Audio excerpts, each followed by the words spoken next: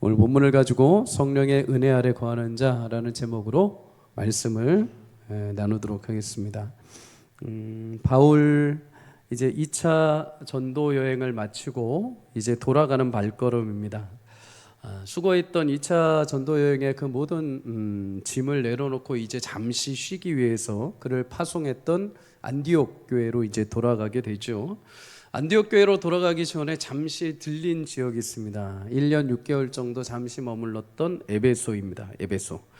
에베소라고 하면 지난번에 함께 나눴던 것처럼 아데미 신전이 있는 아주 유명한 우상 신전이 있는 도시이죠. 이곳에서 바울은 1년 6개월 동안 하나님이 주시는 힘과 능력으로 복음을 전파하게 됩니다. 어려움도 있었습니다. 눈물도 있었고 생계의 어려움도 있었습니다. 동역자도 함께하지 못했던 시간이죠. 그런데 그 두려운 마음이 있을 때 하나님이 담대하라 라고 용기를 주시고 1년 6개월을 에베소에서 사역을 합니다. 그렇게 눈물로 사역을 한 이후에 그가 이제 떠나오게 될 때 에베소 사람들이 그를 붙들고 아쉬워했습니다. 어려움이 많은 만큼 여러분 간증도 많겠죠. 눈물이 많은 만큼 힘든 것이 많은 만큼 그만큼 아픈 추억도 많이 있겠죠. 에베소 사람들이 얼마나 그들을 위해서 바울이 힘썼는지를 그들이 알기에 바울이 떠나갈 때 조금만 더 함께 해달라고 간청을 했습니다. 이때 바울이 그 에베소 사람들을 향해서 이렇게 이야기를 합니다. 18장 21절 작별하여 이르되 만일 하나님의 뜻이면 너희에게 돌아오리라 하고 배를 타고 에베소를 떠났다. 그죠? 그럼 바울이 여러 곳을 다니며 많은 시간과 열정을 가지고 선교 여행을 했습니다. 그런데 그 선교 여행의 기간 중에 항상 바울에게 하나 기준이 있었습니다. 기준. 그것이 무엇이냐? 바울의 뜻이 아닙니다. 바울의 계획도 아니라 하나님의 뜻과 기준에 따라서 그는 사명을 감당한 줄 믿습니다. 바울은 다메섹 도상에서 예수를 만난 이후부터 인생이 바뀌게 됩니다. 그리고 전적으로 그 순간부터 이제 하나님이 그의 뜻하신 대로 바울을 이끌어 가시기 시작을 한 거죠. 여러분, 오늘 바울이 이렇게 말합니다. 하나님의 뜻이라면 너에게 돌아올 것이다. 내가 너에게 돌아올 건데 3개월 후에 돌아오겠다. 1년 후에 돌아오겠다. 내가 6개월 후에 돌아오겠다. 스스로 자신의 뜻으로 이야기하지 않습니다. 내가 돌아오는 것 또한 하나님의 손에 달려 있다. 하나님의 뜻이라면 나는 얼마든지 너희에게 돌아올 것이다.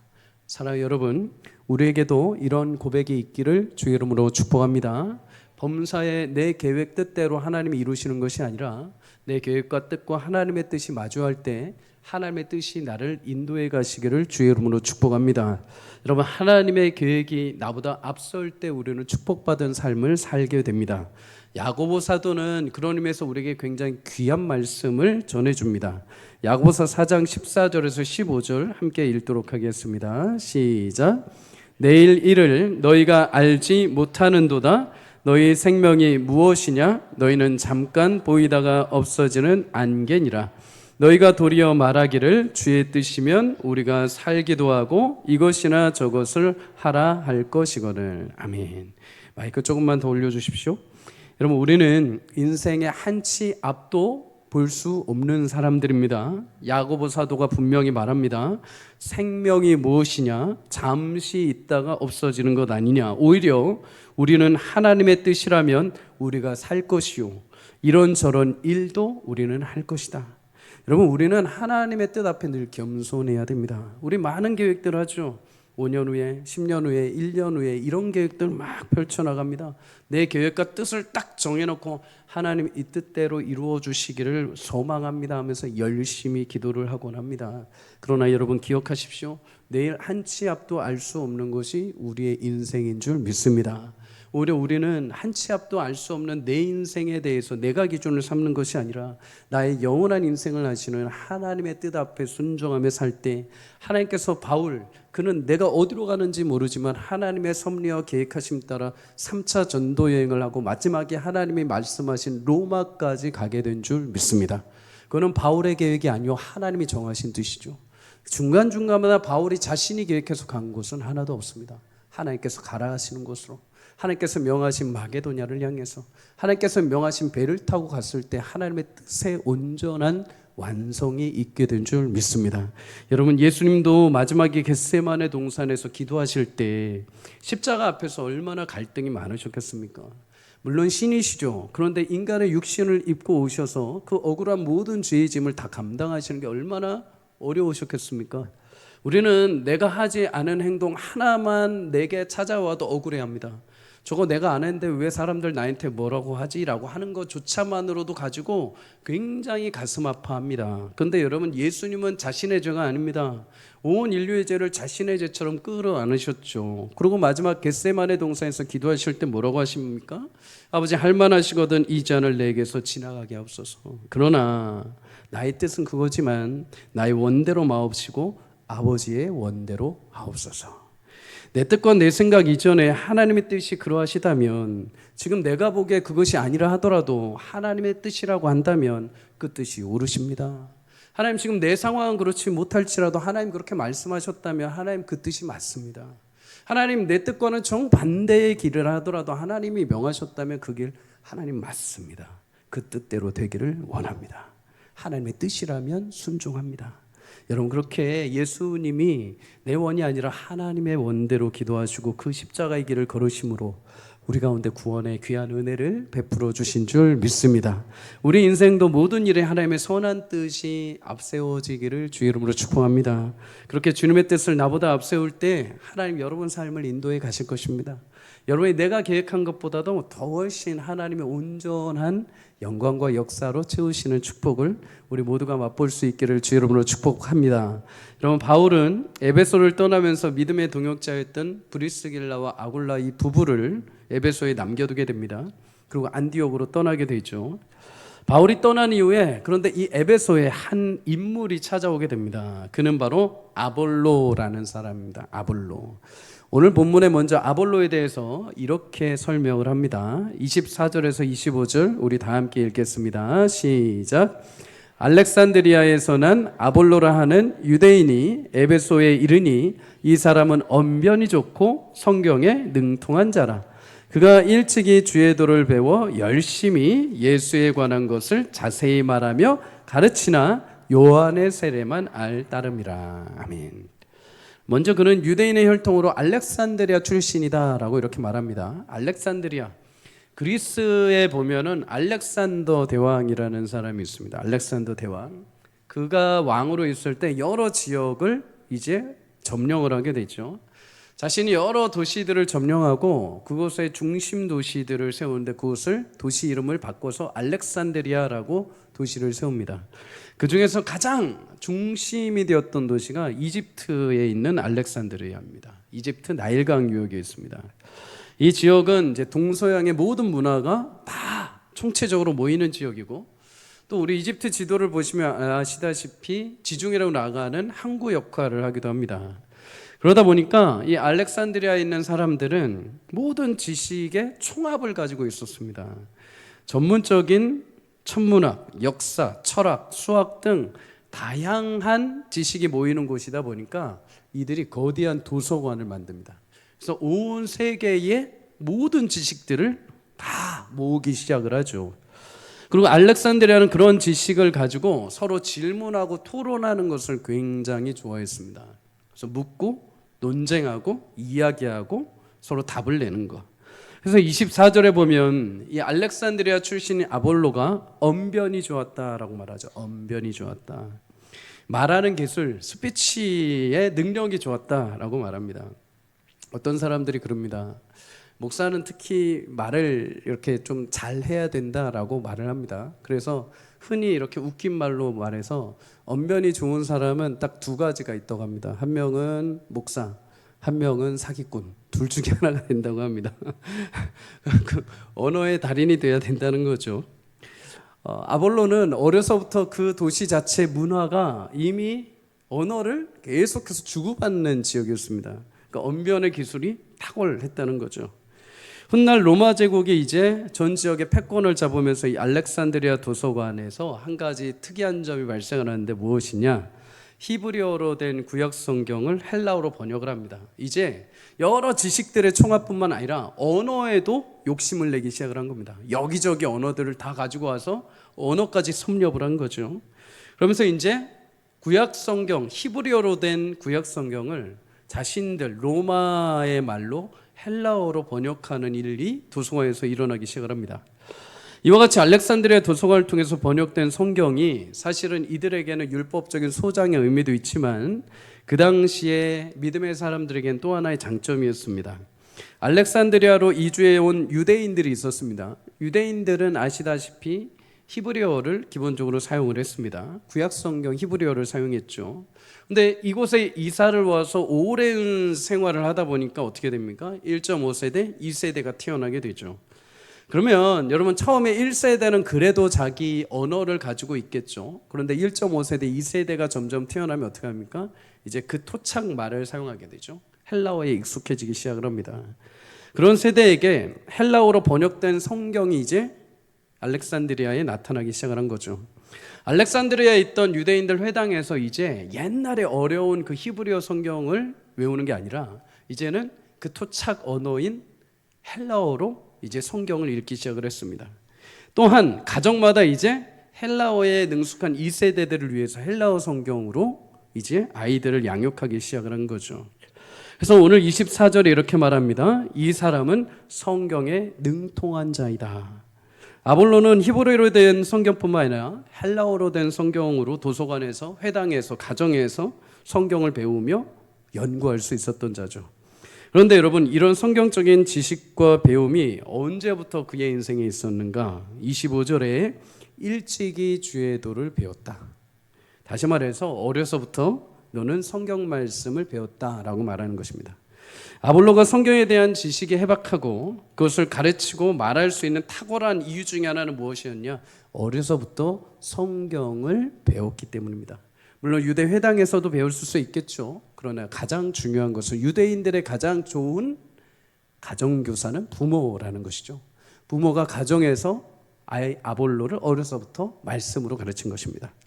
여러분, 어려서부터 성경을 배우고 신앙을 배우는 것 참 중요합니다. 한때 한국 사회의 조기 교육 열풍이 굉장히 많이 일어났습니다. 유치원 다니는 아이가 초등학교 영어를 섭렵하고 들어갑니다. 초등학교 다니는 아이가 중고등학교 수학을 다 섭렵하고 다니죠. 저는 이 시대에 안 태어난 게 얼마나 감사한지 모릅니다. 그런데 여러분, 그런 자녀들 조기 교육시키는 이유가 무엇입니까?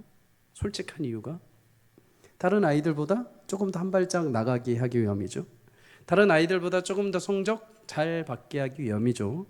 다른 아이들보다 죄송하지만 좋은 대학 가기를 원하는 것입니다. 부모의 그런 마음 저도 부모이기 때문에 충분히 이해를 합니다. 능력이 된다면, 내가 경제적으로 시간적으로 여유가 된다면 충분히 할 수 있죠. 아이도 그것을 원한다면 해도 됩니다. 그런데 여러분, 그런 조기 교육만큼 중요한 교육이 있습니다. 신앙의 조기 교육입니다. 신앙의 조기 교육. 여러분, 세상의 조기 교육은 분명 지식을 얻을 수 있습니다. 성적은 얻을 수 있습니다. 좋은 성적, 좋은 대학은 얻을 수 있을지 모릅니다. 그러나 그것으로는 지혜를 얻을 수는 없습니다. 그것은 진리를 아는 영원한 생명으로 갈 수 있는 눈은 제공해 주지 않습니다. 아무리 지식을 많이 배워도 그것을 쓸 수 있고 활용할 수 있는 지혜는 하나님이 주시는 줄 믿습니다. 아무리 사람이 지식을 배워 자기 길을 계획할지라도 그 길을 인도하시는 분은 하나님이십니다. 진정 행복한 삶의 가치는 우리 인생의 주인이신 하나님을 알게 될 때 자녀는 조금 성적이 떨어져도 다시 용기를 낼 것입니다. 원하는 목적을 좀 이루지 못하더라도 하나님이 내 삶의 주관자 되심을 믿는다면 어려움을 뚫고 나갈 힘을 이 아이가 얻게 될 것입니다. 그리고 그러한 믿음의 자녀들 통해서 하나님은 세상을 변화시켜 가실 것입니다. 여러분, 바울에게는 영적 아들, 믿음의 동역자였던 디모데가 있습니다. 비록 그는 젊었지만 바울에게 너무나 귀한 동역자였죠. 늘 언제나 어디를 가든지 믿고 세울 만한 자. 여기는 너무나 위중한 교회입니다. 이 상황이 너무나 지금 위태롭습니다. 그럼 여러분, 누구를 거기다 맡기겠습니까? 대충 일하는 사람 맡기겠습니까? 대충 모양만 하는 목회자 맡기겠습니까? 아니죠. 목숨 다해 내가 관리하지 않아도 모든 걸 신실하게 행하는 그런 후계자를 맡기겠죠. 바울에게는 그런 사람이 디모데였습니다. 그냥 믿고 맡길 수 있는 사람. 여러분, 디모데가 그렇게 신실하게 바울이라는 하나님의 부름받은 자에게 인정받을 정도로 세워질 수 있었던 이유는 그의 어머니 유니게와 외할머니 로이스의 신앙의 가르침이 있었기 때문이죠. 디모데후서 3장 15절은 이렇게 말합니다. 또 어려서부터 성경을 네가 알았나니 성경은 능히 너로 하여금 그리스도 예수 안에 있는 믿음으로 말미암아 구원에 이르는 지혜가 있게 하느니라. 어려서부터 배운 성경이 예수님이 디모데의 길을 지혜로 인도하신 것입니다. 최근에 저희 막내 아들 이제 졸업식을 갔습니다. 졸업식에서 아이들이 이렇게 상장을 받는데 아이들이 미래에 대한 꿈이 뒤에 이렇게 자기가 뭘 원하는지 무슨 꿈을 꾸는지 이렇게 뒤에 이렇게 딱 PPT로 나오는 거예요. 어떤 아이는 꿈이 약사, 어떤 아이는 의사, 어떤 아이는 축구 선수, 어떤 아이는 슈퍼맨, 어떤 아이는 아이브, 이렇게 꿈이 막 나오는 겁니다. 근데 유독 제 눈길을 끈 아이가 하나 있었습니다. 그 아이가 막 상장을 받는데 그 아이 꿈이 뭔지 아십니까? 점쟁이, 이렇게 나옵니다. 점쟁이가 돈을 많이 버나 봐요. 여러분, 조기 교육은 굉장히 중요합니다. 굉장히 중요합니다. 인생 꿈이 달라지게 되어 있습니다.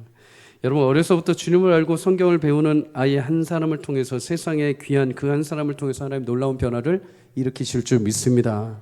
이런 교육이 우리 교회 학교와 가정에서 일어나기를 주 여러분을 축복합니다.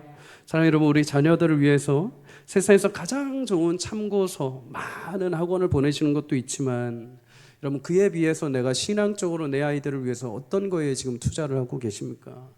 시험을 위해서는 참고서는 참 많이 사주는데 여러분, 자녀들을 위해서 경건서적은 사주신 적 있으십니까?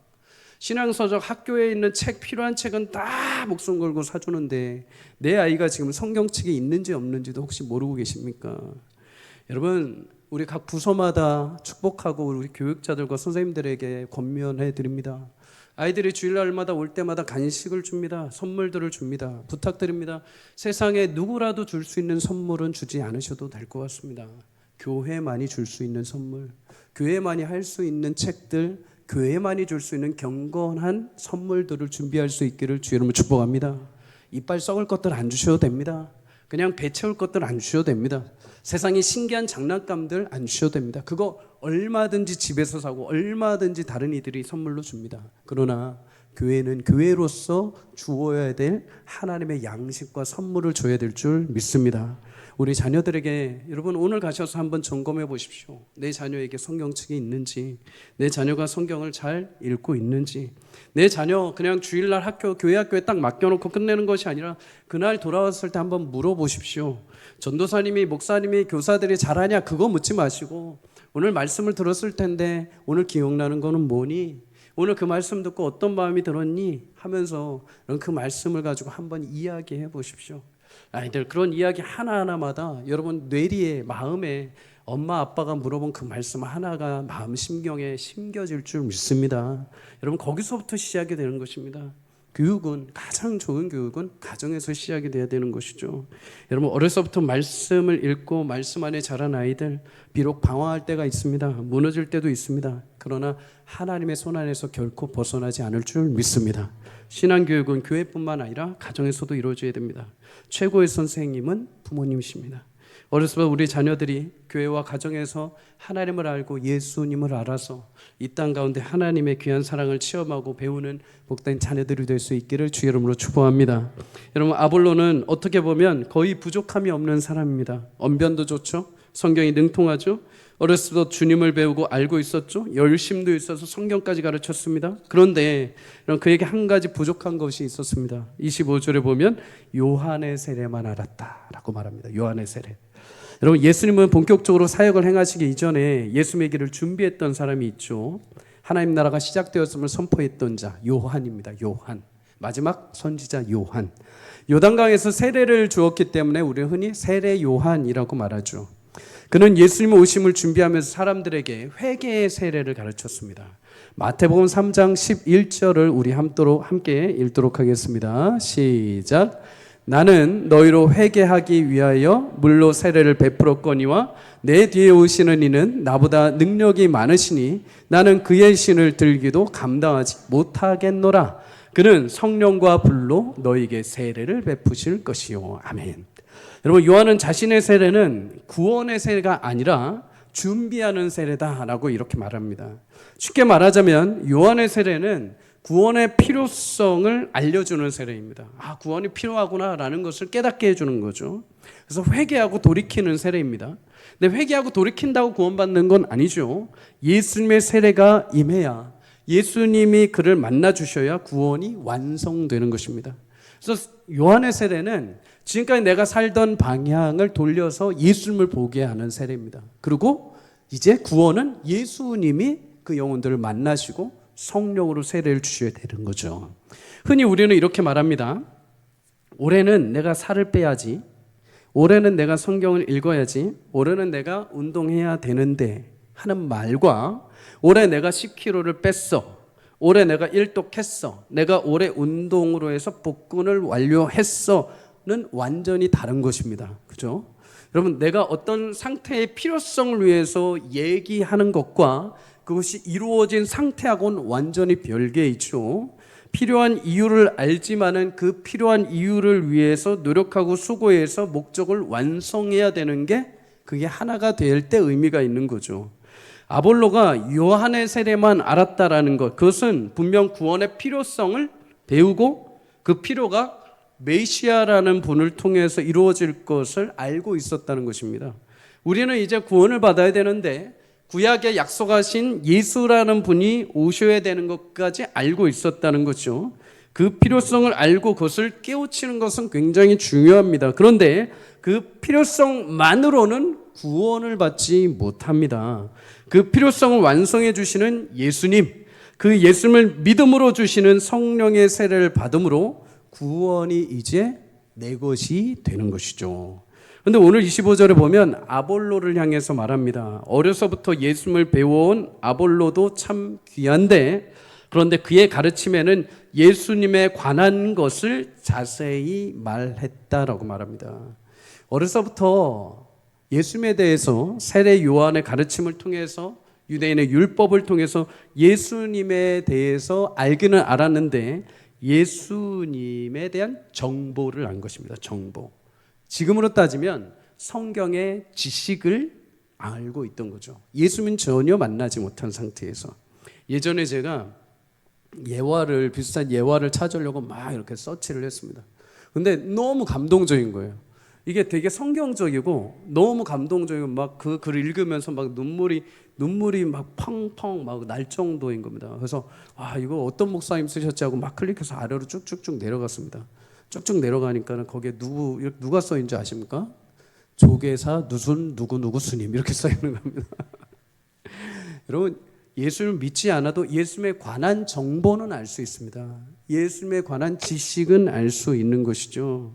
여러분, 세례 요한이 말한 것처럼 구원자 예수님이라는 분이 올 것이고 그가 이 세상의 짐을 짊어지고 가는 어린 양으로 오신다는 정보에 관한 필요성은 알고 있었습니다. 하지만 그 뒤에 아볼로는 예수님이 실제로 죽고 부활하신 부분에 대해서 전혀 모르고 있었던 것이죠.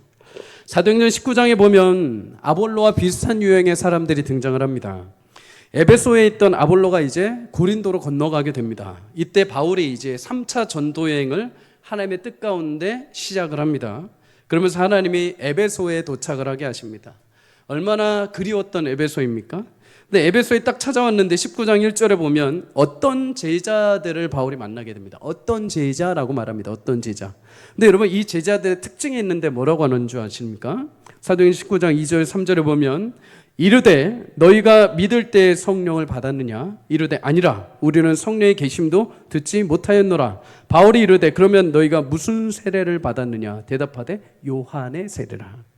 여러분, 이들도 바울과 똑같이 요한의 세례까지만, 회개 세례까지만 알고 있었다고 말합니다. 예수님을 믿고 구원의 상태까지는 못 간 것이죠. 약속된 구원자 예수님이라는 분을 통해서 구원을 받아야 함을 알고 있었으나 막상 아직 그것에 대해서 확증하거나 예수님을 인격적으로 만남이 없는 것입니다. 하나님은 그들에게 바울을 통해서 그럼 어떻게 하십니까? 요한이 말한 그 뒤에 오신 그분이 곧 예수라. 그 예수를 믿으라. 여러분, 이 말을 듣고 이들이 예수님을 믿게 됩니다. 그리고 예수님을 통해서 마침내 성령의 세례를 받게 된 줄 믿습니다. 여러분, 이 장면에서 우리가 기억해야 하는 것이 하나 있습니다. 오늘 성경은 아볼로나 19장에 나온 그 어떤 제자들을 향해서 요한의 세례밖에 모르는 자들, 요한의 세례밖에 모르고 구원받지 못한 자들, 이렇게 터부시하려고 집어넣은 게 아닙니다. 갑자기 바울의 선교 일정이 쭉 나오다가 갑자기 아볼로가 등장하고 갑자기 요한의 세례를 아는 자들이 딱 갑자기 등장을 합니다. 그런데 여러분, 앞뒤로 이따가 또 우리가 말씀을 나누겠지만 앞뒤로 누가 등장을 하냐면 아볼라와 브리스길라 그리고 바울이 등장을 합니다. 요한의 세례만 알고 있는 자들, 양 사이드에서 예수님의 세례를 알고 있는 자들이 등장을 하죠. 그러면서 여러분, 이들을 통해서 요한의 세례를 알고 있던 자들이 어디로 갑니까? 복음을 듣고 성령의 세례를 받는 자들로 변화가 되게 됩니다. 성경이 이것을 왜 우리에게 알려줄까요? 여러분, 하나님은 우리로 하여금 요한의 세례, 구원의 필요성만 알게 하시고 그 자리에 머물러 있는 것이 아니라 택하신 자들로 하여금 반드시 온전한 구원의 자리, 성령의 세례를 받는 자리까지 완성해 가신다는 것입니다. 종종 이렇게 말씀하시는 분들이 있습니다. 나는 예수님 믿어야 하는 거 알아. 나는 천국 가야 하는 거 알아. 나는 교회 나가야 되는 거 알아. 그런데 지금은 아니야. 지금은 해야 할 것도 있고, 지금은 즐겨야 될 것도 많고, 지금은 좀 더 놀 것도 많고, 나중에 내가 병상에서 딱 이틀 아플 때 그때 예수 믿고 난 천국 갈 거야. 이러시는 분들이 있습니다. 물론 세상이 재밌죠. 재밌습니다. 재밌습니다. 그런데 이렇게 말씀하시는 분들은 요한의 세례와 성령의 세례를 모르시는 분들이죠. 여러분, 내가 믿고 싶어서 믿는 거 결코 아닙니다. 자꾸만 이런 부분에 대해서 증거를 제시하는 분들이, 이런 분들이 있습니다. 목사님, 예수님 그 십자가 좌우편에 있던 강도 중에 한 명도 그날 죽기 직전에, 피 흘려서 죽기 직전에 예수님한테 은혜를 구워서 천국 가지 않았습니까? 여러분, 그런데 보십시오. 그러한 현상이 성경에 몇 번이나 등장을 합니까? 딱 한 번 등장합니다. 딱 그 강도 한 명 등장합니다. 대신에 여러분, 회개의 세례, 성령의 세례를 받은 사람들이 몇 명 등장합니까? 사도행전에 보면 모두가 다 그 과정을 거쳐갑니다. 모두가 다 하나님 앞에 은혜를 구하고 기도하고 있다가 하나님의 성령의 은혜를 부어주셔서 회개하고 성령의 역사를 통해서 예수님을 믿게 되는 과정을 얻게 된 줄 믿습니다. 여러분, 광도, 좌우편에 있던 광도의 한 명의 이야기는 굉장히 흔치 않은 일입니다. 흔치 않는 기적과 같은 역사이죠. 자꾸 기적과 같은 그 역사를 일반적으로 내게 올 것이라고 생각하시면 안 됩니다. 하나님께서 사도행전에서 우리에게 부여하신 일반적인 성령의 은혜와 구원은 회개하고, 하나님께서 우리에게 요한의 세례를 건너서 성령의 거룩한 역사를 통해서 예수님을 아는 구원의 은혜의 길을 열어주신 줄 믿습니다. 그러니 여러분, 우리는 매 순간마다 내가 예수님을 통해서 회개의 자리를 지나 예수님의 성령의 은혜를 받은 자들인 것을 꼭 확인해야 될 줄 믿습니다. 여러분, 그렇다면 구원받은 성도에게 하나님은 왜 성령을 주십니까? 성령은 어떤 일을 하십니까? 고린도후서 1장 22절은 이렇게 말합니다. 그가 또한 우리에게 인치시고 보증으로 우리 마음에 성령을 주셨느니라. 아멘. 여러분, 예수 믿으십니까? 예수 믿으십니까? 그럼 여러분, 성령이 여러분 안에 계십니까? 아멘인 줄 믿습니다. 성령이 내 안에 계시는 줄 믿습니다. 성령은 내 안에서 인격으로 역사하십니다. 예수님처럼, 하나님처럼 인격으로 내 안에 함께 하시는 줄 믿습니다. 하나님 구원받은 성도에게 약속하신 게 딱 하나 있다고 합니다. 약속하신 거, 구원받은 약속 증표로 하나를 보내주셨는데 그분이 누굽니까? 성령을 우리 마음에 주셨다고 합니다. 보혜사, 조력자, 변호자, 성령 우리 마음에 임재하시는 거죠. 우리 마음에 주셨다는 건 뭘까요? 이제 내가 예수님의 십자가 앞에 내가 죽고 예수님으로 사는 자, 내 보좌에 이제 예수님이 앉아 계시고 나에게 주인이 예수님이 되셨다는 것을 증거하기 위해서 성령이 오신다는 것입니다. 내 인생의 문을 꽉 틀어막고 있다가 이제 내 문을 활짝 열고 내 안에 있던 모든 죄악들을 다 끄집어내고 청소를 하고 이제 예수님을 모시는 거죠. 그 증거로 성령이 오신다는 것입니다. 그럼 우리는 늘 성령을 사모하며 확인해야 하는 이유가 있습니다. 이유는 딱 하나입니다. 하나님의 자녀, 하나님의 성도에게 주신 약속은 딱 하나입니다. 성령이 거하시는 자입니다. 성령이. 사랑하는 여러분, 성령으로 충만할 수 있기를 주의 이름으로 축복합니다. 내가 교회 다니는데 여전히 내 안에 성령이 계시는 줄 모르십니까? 내가 여전히 교회 다니는데 성령의 인도하심이나 성령의 인격적인 만남이 없다면 다시 한번 각성할 수 있기를 주의 이름으로 축복합니다. 성령은 성도와 함께 하시며 놀라운 역사를 행하십니다. 요한복음 14장 26절에 보면 성령이 우리를 가르치시고 생각나게 하신다고 합니다. 여러분들이 어려움과 여러분들이 외로운 골짜기를 걸어갈 때 힘들고 어려워 죽겠는데 그 자리에 주저앉지 않고 하나님의 생각과 마음을 불어 넣어주십니다. 생각을 주시고 마음을 주시고 깨달을 수 있는 지혜를 주신다는 것이죠. 로마서 8장 14절에 말합니다. 하나님의 영으로 인도함을 받는 사람은 곧 하나님의 아들이라. 여러분, 하나님의 아들입니다. 하나님의 아들. 하나님의 아들. 하나님께서 그의 아들이 가는데 여러분 어떻게 하십니까? 나 몰라라 하십니까? 아니요. 인도에 가시죠. 성령으로 인도하시는 줄 믿습니다. 여러분, 로마서 8장 15절에 말합니다. 양자의 영 곧 성령을 받음으로 우리가 아빠 아버지라 부르니라. 하나님을 내가 이제 아버지라고 부를 수 있는 것은 교회에서 시켜서가 아닙니다.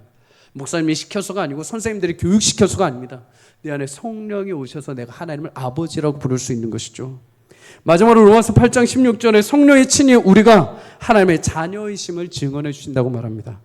언제라도 내가 실패해도 낙심해도 무너져도 너는 하나님의 사랑하는 자녀요. 너는 하나님의 사랑하는 딸이요. 너는 하나님이 구원하신 존귀한 자녀이다라는 것을 성령께서 우리의 마음에 계속해서 확인 작업을 해주신다는 것이죠. 사랑하는 여러분, 우리 교회 모든 성도님들 성령 세례로 충만할 수 있기를 주의 이름으로 간절히 소망합니다. 누가복음 11장 13절에 말씀합니다. 아들이 생선을 달라 하는데 누가 뱀을 주고 알을 달라 하는데 누가 정갈을 주겠느냐. 아무리 악한 자라더라도 좋은 것을 줄 알거늘 하물며 하늘에 계신 아버지가 구하는 자에게 성령을 주시지 않겠느냐. 여러분, 왜 하필 구하는 자에게 성령이라고 하실까요? 구하는 자에게 물질을 주시지 않겠느냐. 구하는 자에게 대학교 합격을 주시지 않겠느냐. 구하는 자에게 큰 저택을 주시지 않겠느냐. 이렇게 말씀 안 하시고 왜 하필 성령을 주시지 않겠느냐. 여러분, 성령이 오시면 우리 인생은 끝납니다. 사랑하는 여러분, 아무리 많은 물질이 있더라도 성령이 그것을 지혜롭게 감당하지 못하시면 그거는 저주가 되는 줄 믿습니다. 내가 아무리 많은 것들을 가지고 있다 하더라도 하나님께서 내 안에 역사하셔서 그것을 가장 선하게 유용하게 하는 방법을 주시지 않으면 그거 그냥 쓰레기에 불과한 것이죠. 그러나 아무것도 없다 하더라도 이 세상에 온 창조주 되시는 하나님이 내게 성령 약속하신 분이 함께 하신다면 어디를 가든 그곳은 하나님의 약속의 샘이 터지고 하나님의 시절을 따라 과실을 맺는 귀한 하나님의 언덕의 나무가 되게 하실 줄 믿습니다. 사랑하는 여러분, 그 성령을 사모할 수 있기를 주의 이름으로 축복합니다. 내 안에 성령의 운행하심이 늘 경험되기를 주의 이름으로 축복합니다.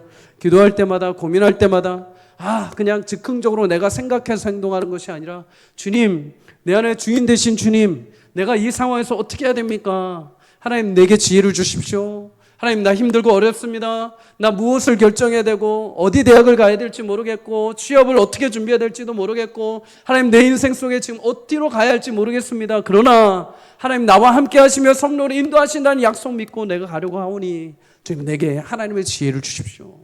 성령께서 그렇게 여러분들의 인생을 인도해 가실 줄 믿습니다. 사랑하는 청년들, 성령이 내 안에 계시는지 늘 확인하십시오. 성령으로 충만할 수 있기를 주의 이름으로 축복합니다. 여러분, 마지막으로 이렇게 요한 세례만 알고 있던 사람들이 예수님의 구원 세례를 받은 그 자리까지 이르는데 아까 말씀드린 대로 좌우에 굉장히 중요한 전도자의 손길이 있었죠. 19장에 어떤 제자들에게는 바울이 그들에게 복음을 전해줍니다. 그 오늘 본문에도 보면 아볼로에게 브리스길라와 아굴라 부부가 있었습니다. 26절 함께 읽도록 하겠습니다. 시작. 그가 회당에서 담대히 말하기 시작하거늘 브리스길라와 아굴라가 듣고 데려다가 하나님의 도를 더 정확하게 풀어 이르더라. 아멘. 브리스길라 아굴라 부부가 아볼로가 와서 회당에서 말씀 전하는 것을 이렇게 뒤에서 앉아서 잠잠히 보고 있었습니다. 그런데 아볼로가 뭔가 열심히 전하기는 하는데 뭔가 지금 이상합니다. 뭔가 이포로가 부족을 한 겁니다. 보니까 분명히 요한 전까지에 대한 이야기는 잘 말하는데 그 뒤에 정작 구원을 얻게 하시는 예수님에 대한 고난과 십자가 주심과 부활과 그분을 영접하고 믿는 것에 대해서는 전혀 예의가 없는 것입니다.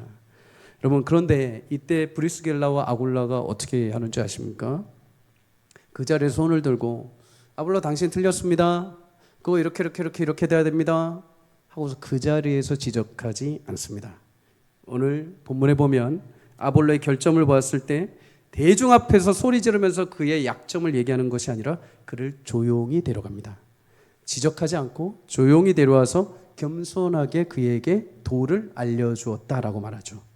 여러분, 우리도 브리스길라와 아굴라와 같은 겸손함이 넘치기를 주 여러분을 축복합니다. 물론 연약한 자들 가르쳐줘야 됩니다. 잘못한 자들에게 바로 알려줘야 됩니다. 그런데 알려주는 과정 가운데 정작 그 사람을 위한 것이 아니라 그것을 빙자하여서 나의 지식과 나의 능력을 과시하는 실수를 범해서는 안 됩니다. 많은 사람 앞에서 그에게 핀잔 주기도 하고 그의 부족함을 말하면서 오히려 내가 더 많이 알고 있다라는 것을 증명하려고 하는 욕심들이 우리 가운데 스물스물 올라올 때가 있습니다. 근데 여러분, 그런 행동은 오히려 상대방을 위한 것이 아니라 상대방의 연약함을 이용해서 자신의 교만을 드러내려는 거죠. 우리 늘 그런 시험에 들지 않기 위해서 겸손함과 존중함으로 대해야 될 줄 믿습니다. 그런데 여러분, 이러한 겸손함은 브리스길라와 아굴라만 있던 것은 아닙니다. 사실 아볼로 역시 그런 태도가 있었죠. 여러분, 아볼로는 앞에 말씀드린 것처럼 언변도 뛰어납니다. 성경의 능력도 있습니다. 가르치는 거 태박합니다. 여러분, 지금으로 따지자면 성경 박사라고 할 수 있습니다. 반면에 브리스길라 아굴라는 누굽니까? 천막 만드는 사업가입니다. 천막 제조하는 사업가가 데려갑니다. 그런데 성경 박사에게 예수님에 대해서 알려줍니다. 여러분 같으면은 이럴 때 마음이 어떤 마음이 들겠습니까? 여러분이 전문가입니다. 여러분이 건축의 전문가입니다. 근데 건축에 하나도 모르는 제가 와서 집사님 이거는 이렇게 해야 되고 저건 저렇게 해야 되고 이러면 여러분들 마음속에 무슨 마음이 있겠습니까? 여러분들, 우리 어머님들 육아의 전문가이시죠. 근데 그 육아의 전문가이신 어머니들한테 제가 자식들은 이렇게 키우셔야 되고 아이들은 이렇게 키우셔야 됩니다라고 말할 때 네가 애들을 알아? 이러면서 마음에 여러 가지 분노가 생기겠죠. 근데 여러분, 이때 아볼로가 어떻게 하는지 아십니까? 그 말씀을 경청합니다. 하나님의 도를 잘 받고 배우게 됩니다. 여러분, 늘 겸손히 하나님의 말씀 앞에 배우고자 하는 신실한 태도가 있기를 주의 이름으로 축복합니다. 여러분, 아볼로는 자신이 많이 안다고 교만하지 않았습니다. 내가 경험이 많이 한다고 해서, 내가 어려서부터 성경 지식이 많이 한다고 해서 브리스길라 아굴라를 무시하지 않았습니다. 겸손하게 그들의 진리를 배웠을 때 마침내 성령이 그에게 임하시고 그가 고린도에 건너가서 말씀을 즐거워할 때 믿는 자들에게 유익하게 했다라고 말합니다. 여러분, 믿는 자들에게 왜 유익했을까요? 믿는 자들이 당시에 유대인들의 여러 가지 토론과 논쟁 가운데 계속 밀리고 있었습니다. 계속 증거를 해야 되는데 증거를 못하는 현실에 있었죠. 근데 여러분, 이때 아볼로가 성경 지식 개박하죠. 언변 뛰어나죠. 열정 있죠. 더군다나 브리스길라와 아굴라를 통해서 이제 성령의 충만함까지 받게 됩니다.